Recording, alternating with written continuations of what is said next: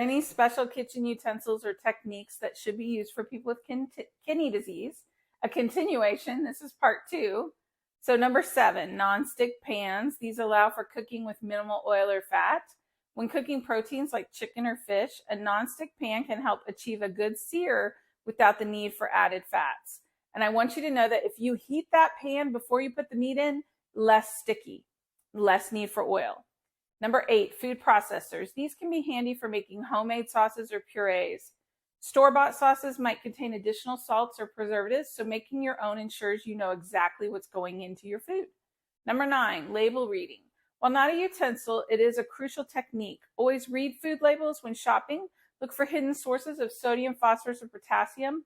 Opt for low sodium or no salt added versions of products. And be sure when you're looking at that ingredients list to see the sources of salt and potassium.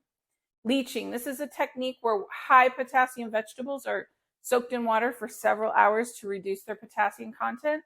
After soaking, the vegetables are rinsed, then cooked in a fresh batch of water. This method can be beneficial for those who need to limit their potassium intake. That was number 10. This is number 11. Herbs and spices.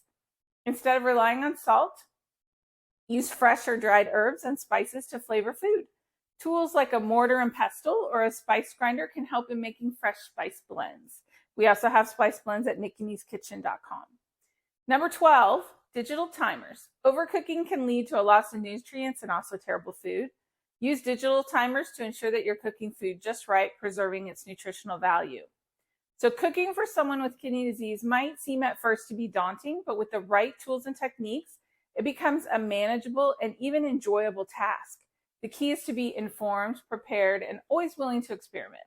With a combination of knowledge and the right kitchen tools, you can create meals that are not only safe for kidney patients, but also delicious and satisfying.